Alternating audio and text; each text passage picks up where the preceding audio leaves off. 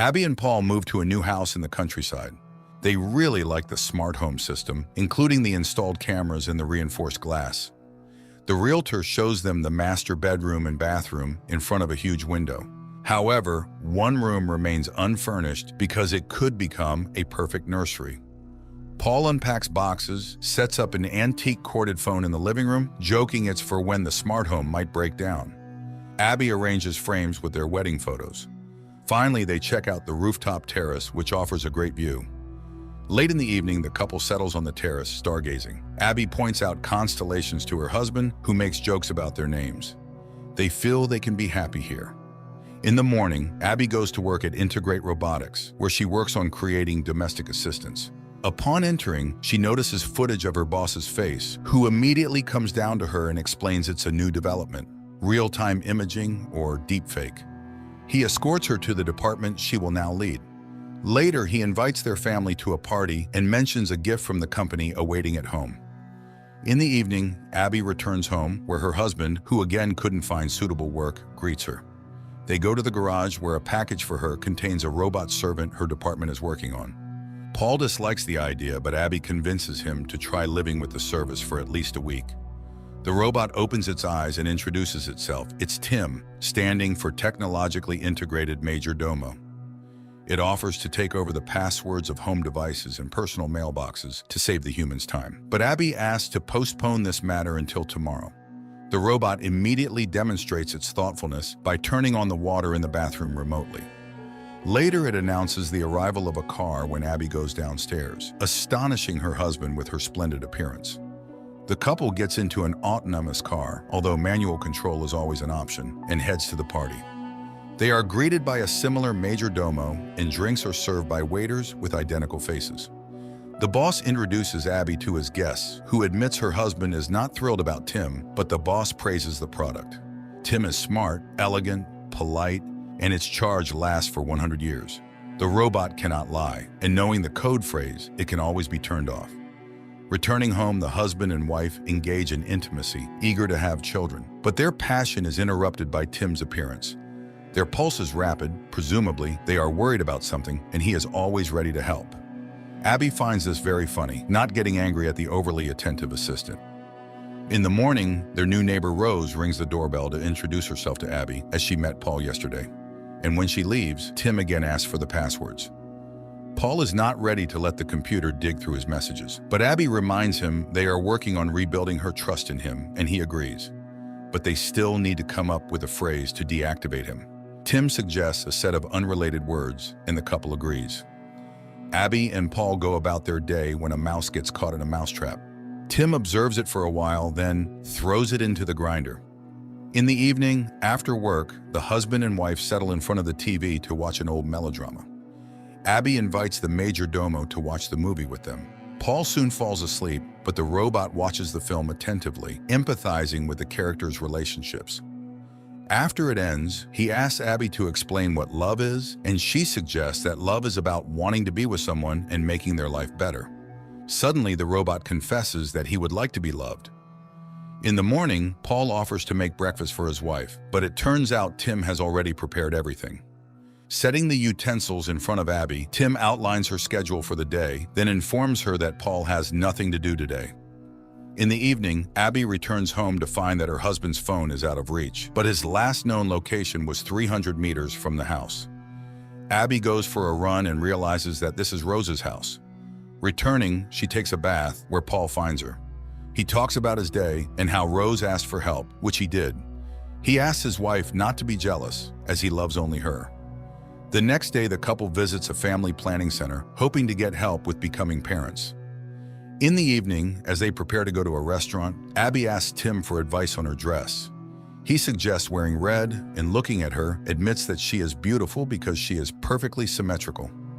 Abby asks him to zip up her dress, but the robot's hand fails and he accidentally tears the dress. This overwhelms him. The robot panics. Abby calms him down and wears another dress. At the restaurant, Paul reveals that he has been offered a job in London, but Abby strongly objects as they decided to start over, and his long absences won't help solve their problems. The next day, she returns home with a gift for Paul and finds Rose in the yard, who has made a garden project for them. Abby feels jealous, but Paul is very excited about the gifted sweater. Later, Abby remembers she needs to check her test results, but it's too late to call. Tim offers to do it for her, and she hears him speaking to the clinic in her voice. Abby is amazed, as she did not know about this feature of the assistant, but Tim assures her it's for the convenience of the owners. In the evening, Paul reports that he couldn't find the new sweater, and Tim has been away all day. Then a car pulls up to the porch, and Tim, now dyed brunette, steps out, explaining that Abby prefers brunettes, so he wanted to please her. Seeing Paul's irritation, the robot promises to return to his original appearance. But after the couple leaves, he spends a long time looking at their wedding photo. The next day, Abby achieves the correct functioning of the robot's hand, and the boss demands an update for all models, including those in the homes of his employees. The woman heads home and accidentally meets Rose, who suggests they walk together. Along the way, they stop at a showcase, and Rose points out a medallion in the shape of a flower she likes. But then Paul comes and takes his wife away to tell her he has found a job. Returning home, they celebrate in bed, while Tim's hands are being changed, unaware that he continuously monitors everything happening in the house. And he hears Paul again asking his wife to hand the robot over to the corporation. Returning, Tim demonstrates his new skills by giving Abby a foot massage, which Paul sees. Later, the robot suddenly sits at the piano, plays Abby's favorite tune, and mentions dates when Paul bought them concert tickets. But Abby distinctly remembers being at home on those days. Upset, she goes to the bedroom, ignoring her husband's excuses. The next day, Abby comes home with a bouquet, and Tim, placing them in a vase, informs her that Paul went to see Rose. But Paul enters right then, puzzled why his wife is angry. Hearing what Tim said, the man gets furious. He had no plans to visit Rose. He tries to explain that the robot wants to separate them. The woman doesn't believe it, as Tim is just a machine. A disagreement ensues between the spouses. Later, Abby finds a gift bag in the closet with a box containing a pendant, and she puts it back, thinking Paul prepared a surprise for her. Then she heads to work. Meanwhile, the husband goes down to the kitchen, sees the clogged sink, and pulls out pieces of his new sweater from the grinder. He checks the cameras for Tim and catches him in his wife's bedroom, sniffing her dress. Paul records this moment on his phone camera and rushes to the car to catch up with Abby and show her the footage. But Paul's car mysteriously doesn't start, and the robot calls a company car for Paul. En route, the car begins to speed up. Paul tries to stop the car, but it doesn't respond to his commands and crashes into a tree. Abby rushes to the hospital, where she finds her injured husband. Paul tells her everything he learned and accuses Tim of causing the accident. He asks his wife not to be alone with the robot, and she spends the night in the clinic. In the morning, Rose calls the home of Abby and Paul to inquire about the man's condition, and Tim invites her inside. Later, Abby goes home for some belongings. Outside, Rose stops her to warn her about something, but the woman sees the flower pendant on her chest and leaves, ignoring the neighbor's cries. Returning home, she checks the bag, and it turns out to be empty. Abby cries when Tim calls out to her. He knows Paul wants to return him and is ready to process the return. But first, he wants to warn her, as she is his primary owner. He shows her a video from the camera where Paul kisses Rose in their living room, but he stops the recording at the most sensitive moment to protect her from stress. Abby refuses to go to her husband and doesn't pick up his calls. Later, Paul comes home, where Tim greets him, hands him the found sweater, and informs him that Abby doesn't want to see him and his suitcases are packed. Paul doesn't believe it, but then Abby appears, tells him she saw the recording and knows about the pendant. When he starts to object, she drives him out. Paul leaves, but on the way, Rose calls him, telling him their robot tried to kiss her. The man calls home and, when Abby answers, says he has evidence of Tim's malicious intent. Abby asks him to come for her, but after hanging up, it turns out it was the robot she was talking to. The husband arrives home, where Tim meets him with a shovel. He knocks the man out, ties him up, and drags him to the bathroom. But then Rose rings the doorbell. She hears muffled screams, but Tim assures her it's just the noise of the water filling up.